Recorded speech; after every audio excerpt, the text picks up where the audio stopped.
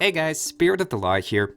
While I mostly cover Age of Empires 2 on this channel, I have some early access to the upcoming AoE4 DLC that's coming out next Tuesday.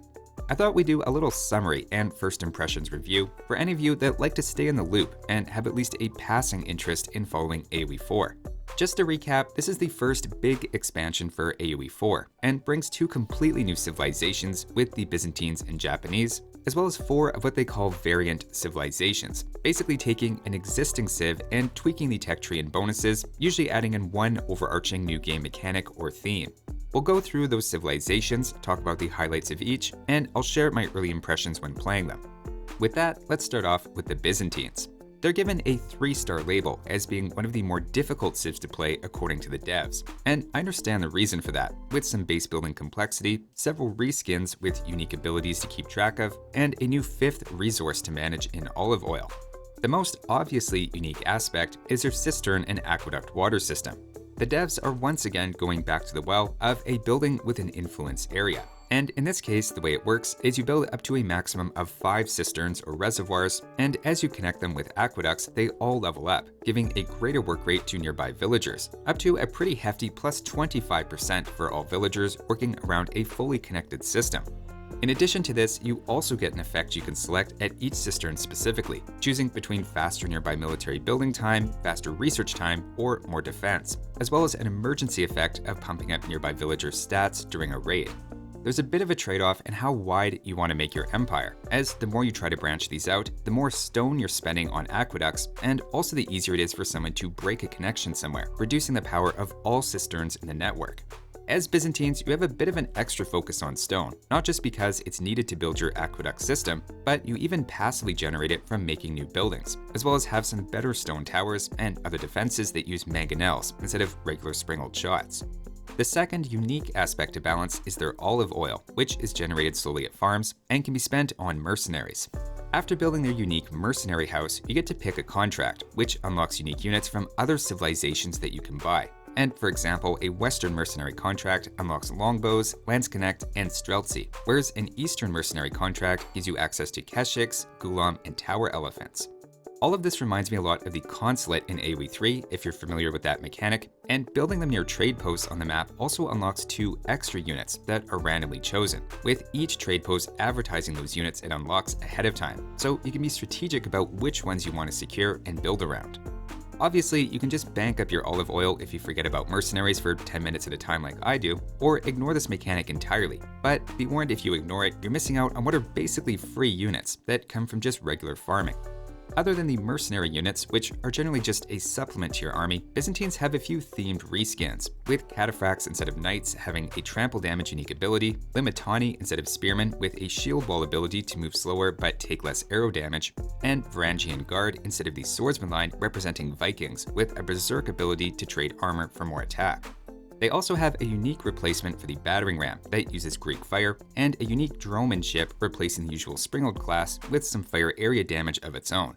The rams and dronemen having this fire mechanic gives a unique flavor to the civilization, obviously inspired by history. Subjectively, in terms of gameplay, I found they're not too hard to pick up as a civilization. There's enough aura effects in the game already that you kind of know what to expect, and the landmarks generally give straightforward trade-offs of economy or unlocking techs versus getting free units. Obviously, at very high levels, it won't take too long for people to figure out the optimal mercenaries to prioritize, but for casual players, I could see this adding a lot of replayability and variety, focusing on supporting elephants in one game, longbows the next, Mangadai the next one, etc. So while your base building might get to the point of being routine with practice, your army compositions have the potential to continue to be quite creative, especially with 15 other civilizations in the game now to adapt to. Byzantines were pretty quickly my favorite of the new civs or variants. But next up, let's talk about the Japanese. They're listed as a 2-star average difficulty civ, though in some ways I almost find them a little trickier than Byzantines. On the one hand, a few things are simplified, and first off, instead of houses and mills, they have farmhouses, which are essentially both buildings in one. They also have a unique forge instead of mining camps that functions as your blacksmith as well. So the base building aspect is a little streamlined, saving some wood on fewer buildings in total. Their town center is also a bit unusual for Japanese, being upgraded down a chain costing a lot of stone, but ultimately makes the starting town center more than twice as tanky as a castle after over 2,000 stone is invested. Another new mechanic for them is the Bannerman. You have a total cap on how many of these you can have at one time, but a Bannerman created from the barracks, for example, increases the damage of nearby infantry by 15%. There's a similar Bannerman for archers and cavalry that affect their own type of unit as well, and though the effect doesn't stack with multiple, they're also stronger than generic units, so they're decent units to use in their own right. Speaking of generic units though, a lot of those are actually replaced for Japanese. Naturally, you have these samurai, which are available in the Dark Age as your men-at-arms heavy infantry replacement. You then have the mounted samurai replacing the lancer, Yumi Ashigaru that replaces archers for a cheaper cost, Onimusha, which look like cavalry archers but are actually your crossbow alternative specializing in heavy units, as well as another light infantry unit and a unique gunpowder unit from a landmark. Then, of course, there's the shinobi, produced by one of the Age 2 landmarks.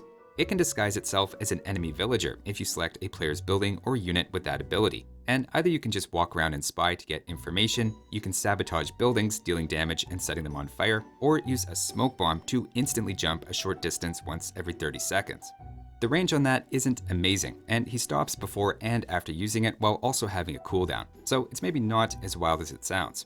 The unit though has solid attack and also heals itself passively, so it's reasonably versatile and could pick off enemy villagers against an unsuspecting player, though I also think they're going to get spotted pretty quickly a lot of the time. Now, one last mechanic for the Japanese is religion. When going up to the Castle Age, you can choose between the Temple of Equality going Buddhist or the Floating Gate to go Shinto. Buddhist monks play into a bit of a pacifist theme, reducing nearby enemy attack with a special ability. In contrast, the Floating Gate produces artifacts every 4 minutes, which can be garrisoned into buildings for various effects, including free resources or faster work rate. Personally, this is the kind of bonus I tend to just forget about in the heat of a game, and between making sure I replace Bannermen, remembering the monks and artifacts, upgrading town centers, and using the shinobi's special abilities, I feel like Japanese are a little heavy on micromanagement and require paying attention to a lot of details. By the same token, that comes with a lot of little things to explore for someone who really wants to commit to this civilization. So those are the Byzantines and Japanese, but now let's talk about the 4 variants. These take an existing civ and tweak them with some sort of new game mechanic or unique units, while usually keeping most landmarks and bonuses similar. They're pretty explicit in tying these with the original civ as well, just giving them as a drop-down menu option below the civilization they're based on. The first we'll look at is the Order of the Dragon, a variant on the Holy Roman Empire. To give a bit of a sense of how they change things, the Aachen Chapel, for example, instead of being a place to garrison a prelate, is still in the game, but for Order of the Dragon acts as a universal drop-off point and passively increases villager gather rate by 10%. In fact, prelates are removed from the early game entirely, though you can get them through landmarks later, but it seems like part of the simplification that Order of the Dragon is going for as its theme. The whole premise is that your units are better but more expensive, where villagers cost 60 food but collect 25% faster and build 20% faster. Your military units are also gilded in black armor, costing twice as much as usual, but also having about double the regular HP plus a little more attack, which is a common pattern throughout all of them, though it's not always the same percentage. Military units also take up 2 population space, so you're theoretically ending with the same or roughly the same strength in your army for the same total cost, but you're just managing half as many units. It's a pretty simple premise, and removing prelates in the early game also streamlines things a bit, as in their words, the civ is all about removing cognitive load.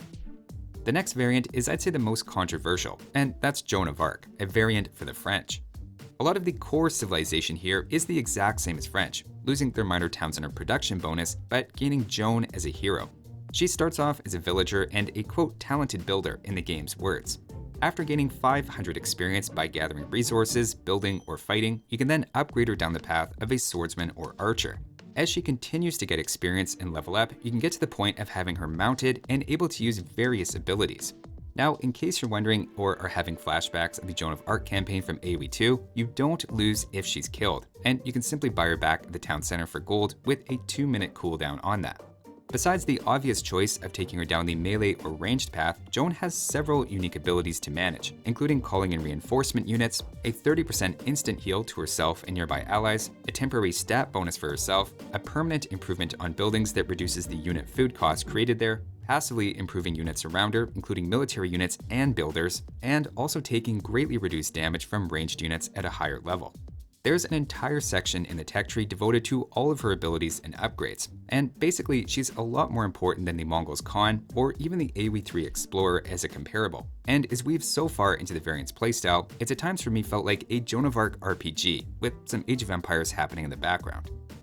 Next up though is the Ayyubids, a variation on the Abbasids. They keep the same berry, camel, and siege focus, Golden Age mechanic requiring a network of connected buildings, with a few minor tweaks to the effects of each tier, as well as 5 instead of 3 tiers, and have a similar House of Wisdom, but with more options instead of technologies.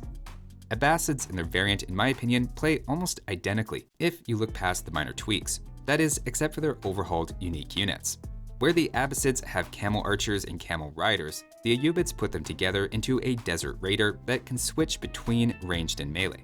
They then have a camel version of the Lancer, a mounted version of the Imam called the Dervish, which can still convert and carry relics like usual, and a unique Mangonel variant that has an incendiary ability. They kind of strike me as a strict upgrade to Abbasids, but I didn't look at their stats too closely, and for some reason unit stats still aren't shown in the tech tree, which throws me every time, even today. There's then the big unique unit in the room, the Tower of the Sultan. This is a combination of a battering ram with an attached tower that can fire a few arrows. It's 1,000 resources to build, but if you're looking for differences in the Civ variant, it's a hard one to miss, and I suspect will be a fan favorite. Personally, I find Ayyubids play almost the exact same as Abbasids, with just a few more interesting unique units thrown in, though in fairness, I don't have a ton of experience playing Abbasids to begin with, so an Abbasid main player may have a stronger opinion on things like how plus 10% versus plus 15% gather rate from your tier 1 Golden Age changes things. But to me, it feels like the unique units are where the most impactful differences lie. Finally though is a Civ I have a little more experience with, and the last variant is for the Chinese. This one does the best job in being a variant, in my opinion, with entirely new landmarks, new effects for each dynasty, and a significant shift in focus toward the Imperial Official. First though, let's talk about their military options, where they lose the Archer line entirely, as well as the Hand Cannoneer and Fire Lancer, but have the Zugonu unlocked immediately in Feudal, and also add a couple of Imperial Age unique units. The Yuan Raider does bonus damage against economic units, and the Imperial Guard is just a heavy cavalry generalist. One of the landmarks also allows the creation of Shaolin monks, which are self-healing combat units that are strong against ranged enemies.